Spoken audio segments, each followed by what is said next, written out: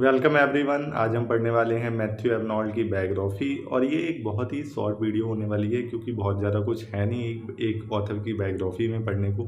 जितनी भी इंपॉर्टेंट चीज़ें आपके एग्जाम में पूछी जाती है मैं बस उतना आपको यहाँ पे कवर करा देता हूँ, वरना अगर हम बायोग्राफी लेके बैठेंगे तो फिर उनकी लाइफ में बहुत कुछ अननेसेसरी चीज़ें भी आ जाती हैं जो कि हमको स्टडी करने की ज़रूरत नहीं है, तो आपका भी टाइम वेस्ट होगा और फालतू में आप अपनी एनर्जी भी उसमें कंज्यूम करोगे। ठीक है, तो एक छोटी सी वीडियो होने वाली है, इसको देखते हैं हम।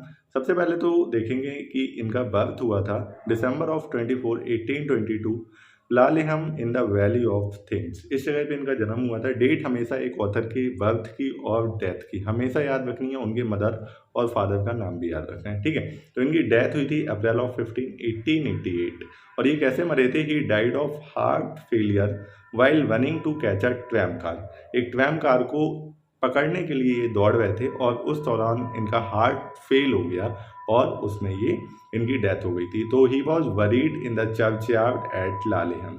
इनके फादर जो थे, ये इंपॉर्टेंट पॉइंट है, ध्यान रखना, इनके फादर का नाम था डॉक्टर थॉमस एबनॉल्ट और ये एक फेमस हेडमास्टर थे ऑफ रग्बी स्कूल। ठीक है, वहाँ के फेमस जो थे हेडमास्टर थे, काफ़ी नाम था इनका। इनकी मदर जो थी उनका नाम था मैरी पेनबोच। चलिए आगे बढ़ते हैं। ये अब स्कूल गए थे लालिहम के Winchester and Rugby. His prize winning poem Alaric of Rome was written at Rugby. ये एक पोएम है इनकी, इसका नाम अक्सर पूछ लिया जाता है एग्जाम में, तो इसे प्राइज भी मिला था। ये कब लिखी गई थी? जब ये रग्बी स्कूल में पढ़ रहे थे।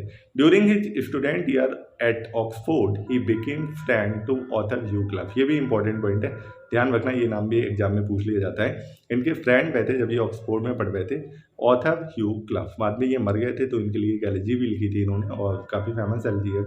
इसके बाद इनकी एक पोएम थी क्रॉमवेल। क्रॉमवेल जो पोएम थी उसने 1843 में उसे मिला था न्यू डिगेट प्राइज। तो ये भी याद रखना, पूछ लेते हैं एग्जाम में, सारे पॉइंट इंपॉर्टेंट है।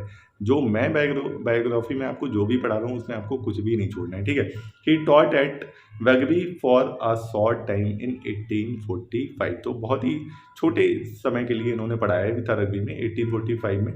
एवनॉल्ड visited Switzerland in 1848 and fell in love with a French girl Margaret. इस मार्गरेट के लिए एक जो फ्रेंच लड़की थी, इसके साथ ये प्यार में पड़ गए थे जब ये स्विट्जरलैंड गए थे 1848 में, और इसके लिए बाद में इन्होंने एक पोएम भी लिखी थी जिसका नाम था टू मार्गरेट। ठीक है, तो ध्यान रखना। इसके बाद 1847 में he became private secretary to Lord Lansdowne. इसके बाद देखते हैं 1849 में इनकी पहली बुक ऑफ पोइट्री जो थी वो पब्लिश हुई थी जिसका नाम था द स्ट्रेट रेवलर, पब्लिश्ड अनायनमसली बाई ए। तो ये जो द स्ट्रेट रेवलर थी ये अनायनमसली की यहाँ पे स्पेलिंग अलग लिखी हुई है। ठीक है, अनायनमसली पब्लिश हुई थी और किस लेटर से? सिर्फ ए लेटर से पब्लिश हुई थी। हालांकि ए फॉर शायद यहाँ पे एबनॉल्ट होगा, लेकिन इन्होंने अपना नेम जो था वो इस बुक में रिवील नहीं किया था। बैकग्राउंड नॉइज हो सकता है आपको आ रहा हो। इन जून 1851 he married France Lucy Whitman. एक लड़की थी जिससे उन्होंने शादी कर ली 1851 में। 1851 में he was also appointed inspector of school. Inspector of school भी इनको अपॉइंट किया गया था 1851 में। इसके बाद he was much devoted to his wife and called her flu.